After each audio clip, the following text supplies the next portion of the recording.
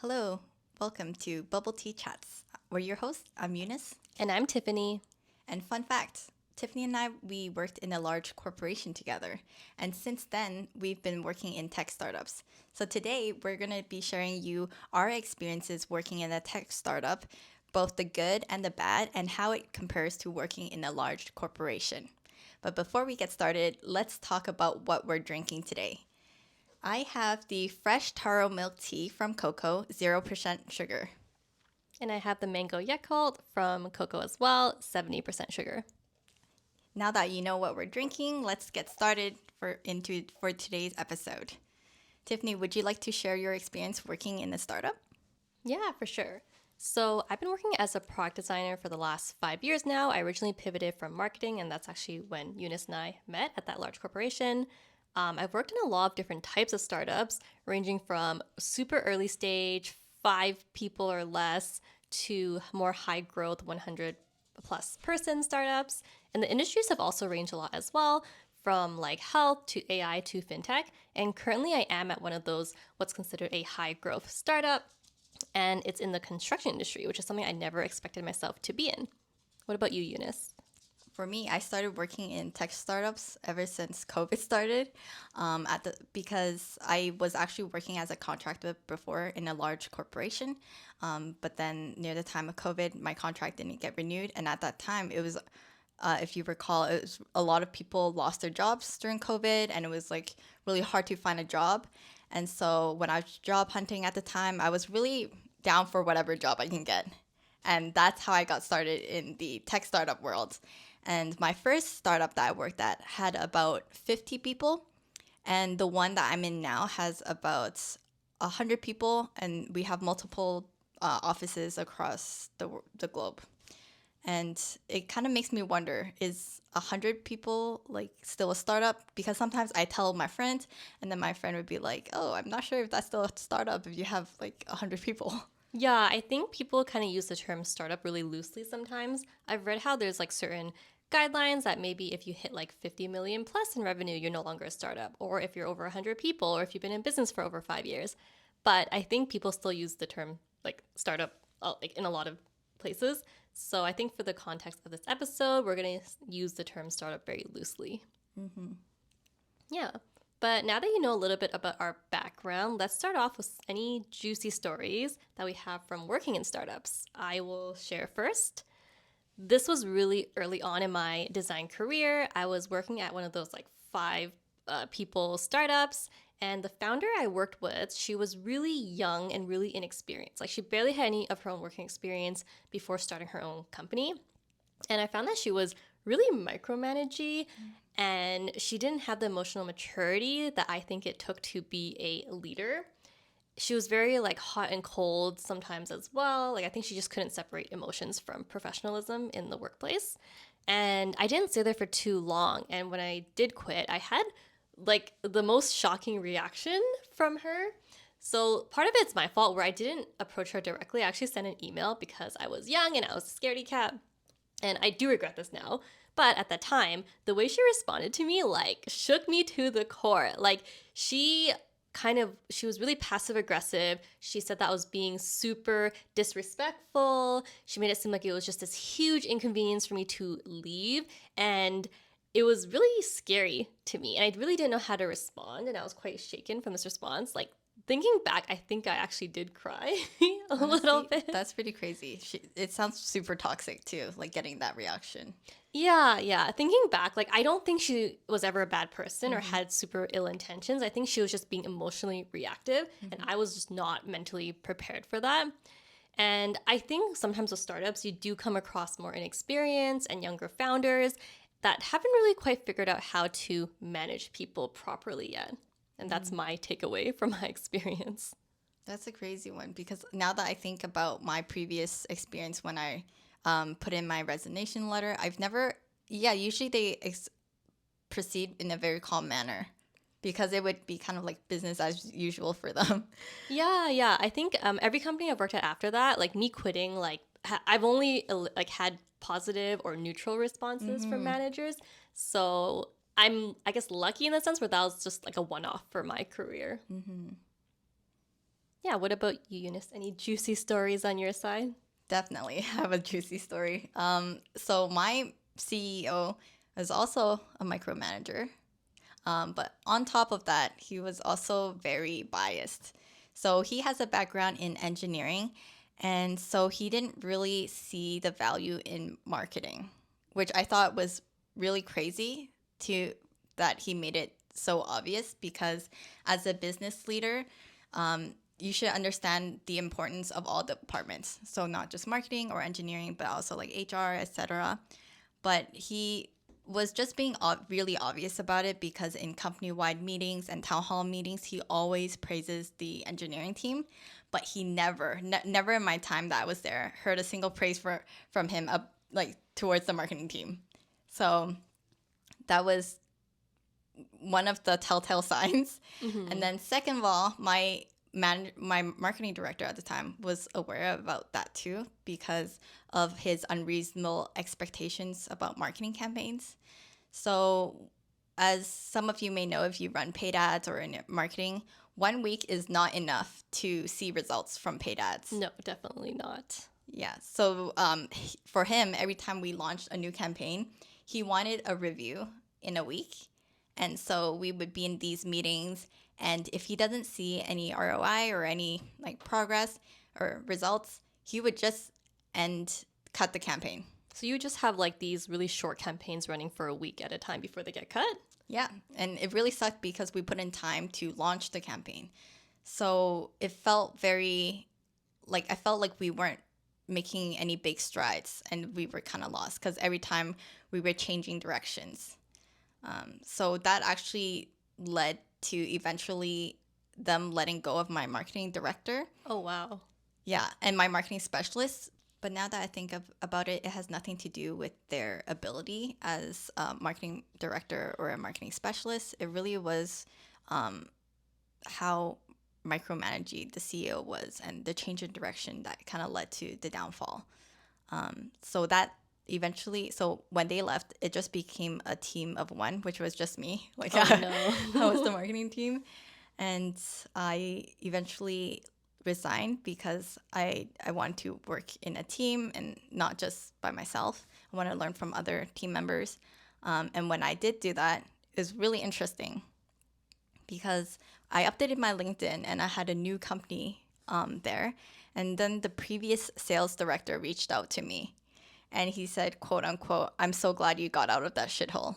Oh, wow. You know it's bad when someone goes out of their way to message you about that, especially if you both have already left the company. Yeah, that's when I knew it was really bad and how fresh it was in his mind still because when he messaged me, that I think and when he wasn't at the company anymore, it was about like a five month gap and he was still messaging me about it. So it must have been really bad on him. He must have been like harboring that resentment for all the 5 months. Yeah, because so I asked him, "Oh, what happened?" And he said that he got let go for like no real reason. And then apparently he was telling me how they have a history of firing people for no reason. He named a couple other folks, and I was surprised to hear that they were let go because in the company announcement, they made it sound like they were just willingly leaving. And now that I found out that they were actually let go, I was really surprised because the company wasn't being very transparent about it. So I guess lessons learned about if you're interested in working about in a startup is to be aware of how a CEO can be a micromanager and be too overly involved in a department because it means that they won't let the expert, which is the director in that department, take control and help move the company forward. Yeah, I And think it's quite common for in like startups, I think having a micromanaging CEO is not uncommon, especially because with startups, there's not as many layers. So it actually is easier for CEO to like kind of dive their nose into all the different departments. So I think it's really a matter of like what leadership style they have. right, yeah. So be careful of that. I did want to share one last story. So this is in regards to another early stage startup I worked at, but this wasn't the same as the one I mentioned earlier. This one was about like a 20-person startup, but the most frustrating thing about it was that I signed up to be a UX designer. That's the role I was hired for. Except in my role, or in the 6 months I was there, I literally did almost zero UX design work. And this was particularly frustrating because this was really early on in my career, and I considered it a pivotal time for my career growth. I wanted to learn a lot, grow a lot quickly, and this opportunity was just like not it.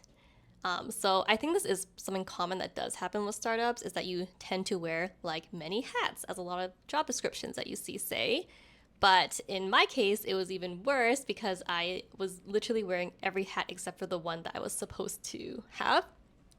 So, in retrospect, I think I did learn that in that interview process, I should have really noticed those red flags. Like in the interview, they did kind of hint I would be working on other things. But at the time, I was a new grad and I just like wanted to get my foot in the door and break into my design career. So I just ignored all those red flags and just continued on. And I was so miserable. So that's definitely like a good takeaway for me is to really like take that interview process and figure out if this is an environment that's going to help you grow and will you actually be doing the work that they like say you're going to do, or are there other red flags that, you know, you're possibly ignoring? Yeah, I totally agree and align about how in the beginning, when you're a fresh grad, it's really easy to not see the red flags in the beginning, but then later on, it's so glaring. Like with today's episode, we're talking about things that we experienced at that time, but it didn't become glaring until we reflect back. Yeah, yeah. And luckily for us, like they make for, you know, entertaining or amusing stories, although some of it might have been a little bit traumatizing in some ways. But let's move on to something a bit more positive and talk about the things we actually really like about working in startups. Eunice, do you want to start? Yeah. So one thing I really like about startups is that you're not stuck with a particular job description. Like you previously mentioned, you can wear multiple hats and really you have a lot of freedom to do what you want. So this is great for if you want to learn really quickly because you have like space to experiment. Because I have experience in working in a large corporation where one time I was there was a report I wanted to get and I was going to create that report myself, but it turns out that another lady was supposed to do that and she reached out to me and she was like, "Oh, you should ask me to do it, right?" And when she told me that, she sounded really offended. And later on, my manager told me, and keep in mind, this is a large corporation, and he told me is that if I'm doing something different, I'm doing someone else's job. And that quote really stuck with me because, like, that's also when I realized how much of a sandbox I felt like I was working in when I was working in a large corporation. Like, that Yeah. experience made me realize that I don't have much flexibility in doing what I want to do. So if I wanted to experiment in analytics or like maybe spread out into like product marketing, like it's not as flexible as working in a startup. I think that's a really good point because I think when you're in a startup environment, if you're actually interested in another department, it's much easier to kind of make your way over to that department compared to a large company where you have to more formally go through like the interview process and like, you know, if you're a candidate and you have zero experience in that new department you're trying to get to in a large company, it's like very low chances. And because I work in UX design, and I think it's pretty common that people in UX design usually pivot from something else. And I've actually seen a lot of successful cases where people, you know, were working in one role in their current startup and was able to get moved over to the UX team with like no experience. Yeah. So actually, I think a really great pro for working in a startup is if you're interested in pivoting your career as well. Yeah, for sure. And how about you, Tiffany? What's your favorite thing about working in a startup? Yeah, I do have a few things. I think one is like you really feel a sense of importance in your role. I think the examples that we brought up, like we were in small teams, it's not like we had a bunch of other people working in the exact same role as us. So I feel like the work that you contribute to your team, you feel like it really makes a big impact on the company overall. And I think if you're the type of person that kind of likes to feel that sense of importance, then it's a good spot for you to be in. I think another thing that I really want to highlight about benefit of being at a startup is that you can experience really fast career growth. I've heard people say that, like, you can learn so much more in 1 year at a startup versus 1 year at a large company. And from my experience, I do think that is true, because I think a startup can often push you, and we talked about how you have to wear multiple hats and etc. And I think the timing of a startup is really important to consider as well. So, for example, in my current startup, I just joined at such a good time where I was at the beginning of their high growth stage. And if you're an employee at a startup when you like join at the high growth stage, you're more likely to be like promoted. Because I think as the company experiences this high growth, new positions are going to open up. There's going to be more leveling needed. And because you were there at the beginning, you're going to naturally be considered for those promotions and those roles. Another thing I want to highlight is that I think with large companies, I found that like sometimes processes they're already set in place, and there isn't much room for you to change those processes. So if you think something is inefficient, you're kind of like stuck with that, And that's really how I felt when we both worked at that large corporation. But at a startup, because there's usually not a lot of structure or process set in place, if you want to be the one to like tackle those inefficiencies and start setting processes, usually you do have the freedom to do so. That's interesting, because actually one of my con about working in a startup is that there's no structured processes. For example, like a promotion or any other process for that matter. For example, like how this team interacts with the other team. And sometimes I find that it would take up more of your time away from your actual duties and your job description. So sometimes I find that a bit of a hindrance, but I guess it's a double-edged sword. Yeah, I do see how that can be a pro and a con. And sometimes I think part of it is maybe due to your personality type. Like I think some people kind of prefer for efficient processes to be set in place for them. And there's like clear guidelines, clear process to follow. And then some people like to be like the ones to actually set those processes. So I think it just kind of depends on your personality type. Like I don't think one is right or wrong. Yeah. Another benefit I do want to highlight that I think a lot of people know about is that in startups, you often have stock options. But I do want to be transparent about what stock options actually mean, and do they actually provide anything meaningful most of the time. Because in my experience, I've worked at many different startups at this point, and my stock options have never come to actually be of any real value. Because I guess to break down a little bit of how stock options work is that usually when you join a company, in your offer letter, there is a certain percentage of stock options that you are entitled to. Usually there's like a vesting period and before you can actually exercise them, etc. I think you also have that at your current startup, right? Yeah, I do. Yeah, but I think the issue with these stock options is that it can take a really long time until a company either goes public or gets acquired, and then your options will finally be worth something. And I find that another thing that I've noticed is that like when you leave a company, if the vested period is met, then you actually do have the option to exercise your stock options. But when you quit, you actually have to provide your actual money to buy the stock options. Whereas if like you're working in a company, you can actually you don't need to take anything out of your pocket. As long as you're working there, you can continue like building on your options. So for me, like I've never actually like bought options from a company that I quit. And I think that like I have never seen a payoff with stock options, but on the other hand, I have seen other people who like hugely benefited from stock options because their company went public or got acquired. So we gotta find those unicorns. Yeah, that's the thing. Like you never know about the timing. Like I've seen, I don't know about your current company, but like my brother-in-law works at a company that has been saying they're gonna go public for like years now. Like they have had that in plan and they keep saying they will, and it's been years and still nothing happens. So I think sometimes it's like a waiting game. Interesting. Did he mention why they're still waiting? No, honestly, I don't know. I feel like there's so many things that can affect, Right. like why a company decides to go public. I don't know too much about those details. Yeah. But yeah, my brother-in-law has been definitely playing the waiting game at this point. I'm still crossing my fingers for the current startup. Yeah, same here. I think because I'm at a high growth startup, so I am really hoping in the next like couple years something happens, because I would love to finally, get that benefit of stock options, because I've worked at so many startups at this point. So we just covered a lot of the positives in working in startups. On the flip side, have you experienced any negatives about working in a startup? Yeah, for sure. Like I think definitely a list there as well. One thing that I wanted to point out is I think in a startup it usually you're working on a smaller team and like I mentioned before, like your role doesn't exist. Like there's not like there's like 10 other people with the exact same role as you. So although that means that your work can be pretty impactful and important, it can also on the flip side get really lonely sometimes.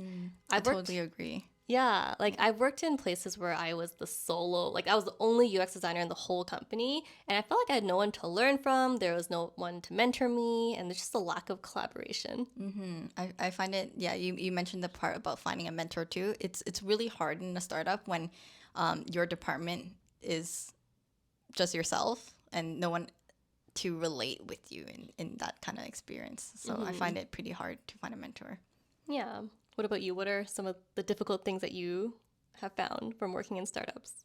I think for me, something actually I mentioned this earlier, but it's more about how there's like no structure and like not saying all startups have no structure, but most of the time there's not much structure and no set processes. And I think it makes it hard to navigate, especially if you're not in control of it. Like if it's something that another team needs to work on, like if it's not in your power, and it's just you spend a lot of time figuring out who is the right person to ask and who to, you know, do something. So I think it takes up a lot of my time.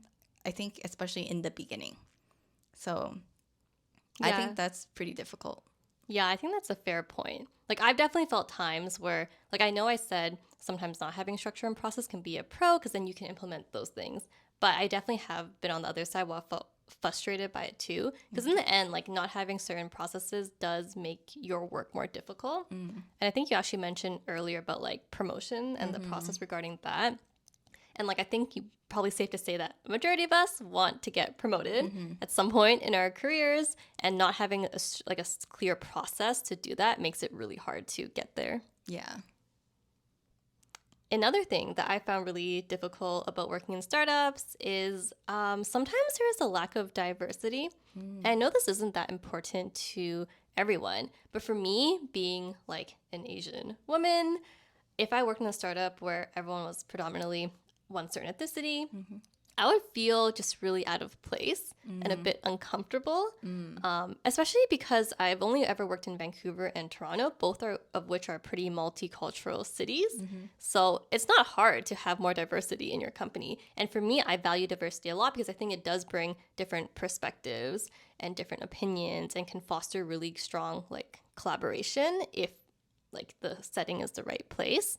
So actually, when I look for a new workplace, diversity is actually something I consider quite important. Yeah, I think also another negative to working in a startup potentially is that there's the benefits are not as great as working in a large corporation, because we have both worked in a large corporation, and I feel like for startups it's a bit lacking in the benefits department, and because you're also wearing so many hats, the work-life balance is also a bit off compared to like working in a large corporation. Did you find that as a difficulty as well? I think for some startups have better work-life balance than others, for sure. But I think it is kind of a common startup thing where, it's a hustle mentality. Your people might message you outside of like your work hours. In terms of benefits, yeah, I think the startups I've worked in, the benefits have been pretty basic when it comes to like dental, vision care, etc.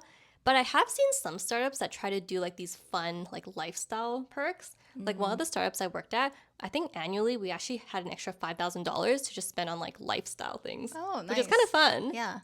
I know for my current one, we have an extra $75 for wellness.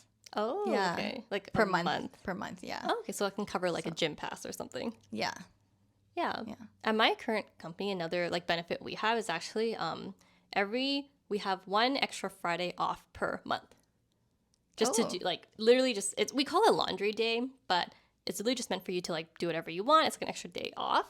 And that actually adds like an extra 12 vacation days to the year. And it's actually mandatory. So you have to take one Friday off a month. That's really nice. So you get to decide the day, or does your company decide, okay, this is the Friday where everyone is off?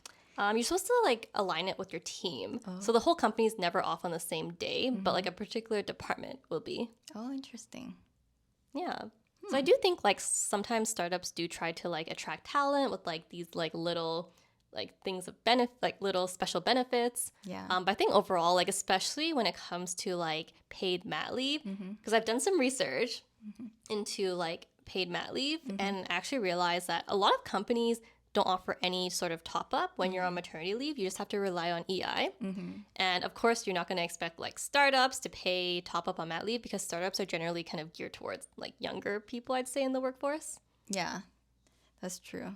So I think that's why sometimes like larger corporations can help with that. That's true. Okay, so we talked about some pros and cons of working in startups. Let's, reflect a little bit. And let's say we were able to go back in time and we're new grads. Would you choose to work at a startup or would you prefer a large company? I think because my end goal is to work in a larger company, I think if I had the opportunities to stay in a large company, I would stay in a large company. Okay. Yeah. How about yourself? I feel like startups can actually be a really good learning opportunity if you find the right one. So I think if I was a new grad, I would still be open to startups just because I feel like my career has like grown a lot from working in startups. But the main thing that I would take away is that I would need to find a startup where there's really solid and good mentorship within the startup. So I probably recommend myself like a more established startup where there are more people to learn from and grow from. Definitely not a place where I'm like a solo individual contributor. Actually, my previous mentor suggested that I should work in a startup first and then join a large company later. I think because that's actually what he did. But it also depends on, I guess, how eager you are and your willingness to learn. Because I think sometimes in a startup, I find that you really have to like promote yourself. Like things don't really, it's not as clear cut as in a large corporation where you get promotions. You really have to like be like, hey, I'm doing this. Does this equal to a promotion? Yeah. Yeah, that's true. And one point I do want to make is that, like, I think if, let's say, you're a new grad, like, large companies in the end, they're always really great for resume building. Like, having a large company on my resume has never hurt me. It's always helped me, if anything. And even if you want to start out at a large company and, like, build your career there, like, you can always join startups later if you're interested. I think I actually find it harder on the flip side is if you continuously work at startups, it gets harder and harder to make that pivot to a large company. That's why I also think that in the beginning, if your end goal is to be in a large company, if you have the opportunity, maybe like stick with the large company. But if not, working in a startup can also help build the skill to get you into another company. Yeah, for sure. So for me, in the near future, I'm thinking of potentially going back to a large corporation because of my future life planning. For example, a big chunk of it is because large companies have way better benefits. For example, you mentioned about mat leave, so that's something really important to think about.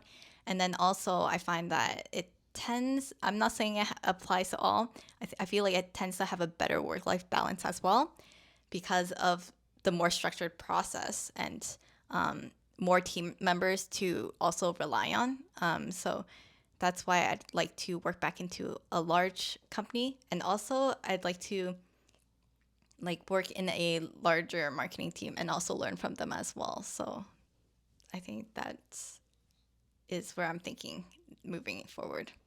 Yeah. How about you?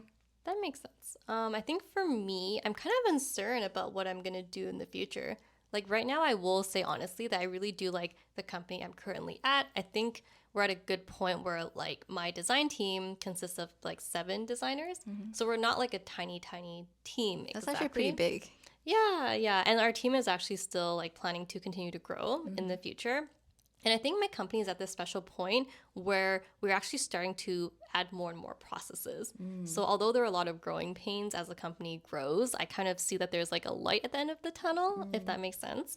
But in terms of my like, way far in the future, I don't know if I can ever go back to like a large corporation like the one we were at when we met. But I can see myself like joining a larger company for sure. Just not sure to what extent. Because I think for me, like I do weigh a lot of importance in my career. And even when like I have a family in the future, I think career is still going to be quite important to me. So I think having that sense of importance and feeling like you give value to the company you're at, I think that's still going to be true to one of my values, even in the future. But I also understand that as I get, older and when I actually do have kids, like maybe my values will change. So I guess TBD is my answer. Yeah. And I can see why, because things changes when we're at like different life changes, stages, perspectives will change. But I think, yeah, it's good that we're reflecting on this now so we can like plan for the future. Yeah, yeah. Well, I think that wraps up our episode. Thanks so much for tuning into this episode of Bubble Tea Chats. If you're interested in working in a tech startup, hopefully you found our experiences helpful, or maybe you're working in a startup already and some of our experiences were relatable. We would love to hear your thoughts about working in either a corporation or tech startup. Let us know in the comments. Okay, bye. Bye. Cheers.